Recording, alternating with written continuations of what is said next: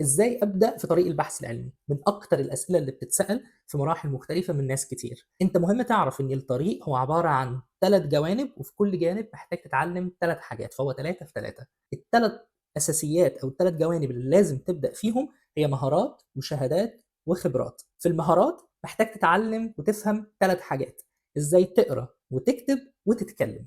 هتبدأ دايمًا بتتعلم إزاي تقرا ورقة علمية، لازم تقرا كتير، اقرا أبحاث منشورة، اقرا في journals مختلفة، اقرا في مجالات مختلفة، علشان تعرف المصطلحات الدارجة اللي بتُستخدم. هتلاقي نفسك بتبدأ المصطلح ده مش عارفه، فبتبدأ تدوّر عليه، تتعلمه. هتبدأ تفهم إزاي تقرا ورقة علمية، شكل الورقة بيبقى عامل إزاي، بيتكلموا فيها في إيه بالضبط، إيه الجوانب اللي بيذكروها، إيه الجوانب اللي مش بيذكروها. هتلاقي نقد دايمًا موجود في الstrengths والlimitations أو المميزات والعيوب في آخر الورقة. كل ورقة علمية الكتاب نفسهم هم بينتقدوا نفسهم. هتفهمك أكتر إزاي تقرا الورقة العلمية وتفهم المصطلحات دي. بعدها هتبدأ تتعلم إزاي تكتب. إزاي تكتب، تتعلم كتابة أكاديمية بحثية، ودي تختلف عن اللغة. إيه الأسلوب اللي المفروض تكتب بيه ورقة علمية، إزاي الstructure أو شكل الورقة العلمية بيكون عامل إزاي، لازم مثلًا في مقدمة، طرق البحث، النتائج، المناقشة. هتبدأ تفهم الstructure بتاعه وتتعلم إزاي تكتب الورقة العلمية، إزاي تكتب بلغة أكاديمية. ودي سواء من خلال الكورسات أو لإن أنت قريت كتير فهتبدأ تتعلم إزاي تكتب.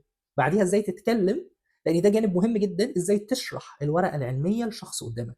وده هيبقى مهم عشان لمّا تنتقل في الجانب الآخر بتاع الخبرات أو الشهادات هتحتاج تعمل interviews، سواء لشغل، سواء لجامعة أو غيره عشان تاخد درجة علمية. فدايمًا هيتطلب منك طيب اشرح لي مثلًا آخر ورقة علمية أنت قريتها، اشرح لي حاجة أنت كتبتها مثلًا كبحث أو غيره. فبالتالي لازم تعرف إزاي تعرض شغلك وإزاي تتكلم ككلام أكاديمي professional وتشرح فيه الورقة العلمية. وده من خلال أكتر حضور مؤتمرات، إنك تسمع فيديوهات عن ناس بتشرح بعض الأوراق العلمية، حتى لو كان الموضوع ممل شوية، ولكن هو جانب مهم جدًا إزاي تتكلم بحث علمي. فدي ال3 جوانب الأساسية من المهارات، تقدر تبدأهم أيًا كان مين الأول. أنا دايمًا أنصح ابدأ دايمًا بالقراية، بتقرا إزاي، وبعديها بتبدأ تتعلم إزاي تكتب، وبعديها إزاي تتكلم. طيب هتنتقل لجانب الشهادات. الشهادات فيها 3 حاجات برضه، modules وcourses وcertificates. يعني إيه دول؟ يعني modules يعني مادة أنت أخدتها بتتكلم عن البحث العلمي داخل الجامعة بتاعتك.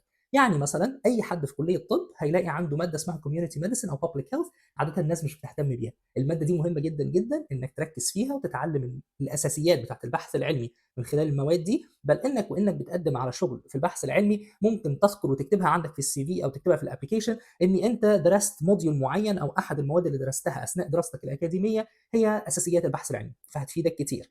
الحاجة التانية الcourses، ودي أكتر حاجة منتشرة طبعًا، إنك تاخد كورسات، سواء كانت الكورسات دي أونلاين، سواء كانت in person، سواء كانت في أساسيات بحثية، إزاي تكتب ورقة علمية، كتابة أكاديمية، بتتعلم برنامج جديد تعمل بيه data analysis، وهكذا. فدي كورسات مهم إنك تاخدها.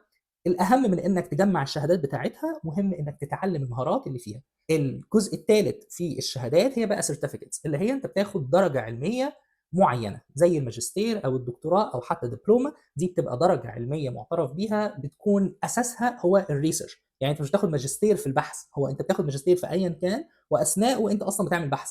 فبالتالي هي درجة بحثية. فعشان كده الماجستير مثلًا في الأطباء بيظنوا إن هو دي درجة clinical أو درجة عملية، لأ هي دي درجة بحثية. تمام؟ فدول ال3 حاجات الخاصة بالشهادات. تيجي لآخر جزء هي الخبرات. يبقى إحنا قُلنا مهارات، شهادات، وخبرات. الخبرات برضه خلّينا نقول إن هم 3 جوانب، يا إما خبرة أكاديمية، يا إما خبرة عملية على أرض الواقع في الأبحاث نفسها على أرض الواقع وهاشرح يعني إيه، يا إما خبرة في الpolicy أو في إن أنت بتضع سياسات معيّنة الناتجة عن الأبحاث. يبقى الموضوع اللي بيحصل إن أنت ممكن تاخد خبرة في شغل بحثي أكاديمي، إن أنت بتكون باحث مشارك في أحد الأبحاث أكاديميًا، بتحطّوا فكرة البحث وبتبدأوا تجمعوا الdata وتanalyze الdata أو تحلّلوا الdata دي وتكتبوا الpaper وهكذا. ودي ممكن تشترك مع أي باحث موجود عندك في الجامعة أو أي جامعة تعرفها علشان تقدر تنشر papers. الجزء التاني في الخبرات هي خبرة في عمل البحث على أرض الواقع. يعني إيه؟ يعني مش كفاية إنّك تحُط أو تصمم البحث. مثلًا البحث ده هيتضمن إن أنت تعمل interviews أو نقاشات مع الأطباء أو مع الصيادلة أو مع المهندسين أو أيًا كان.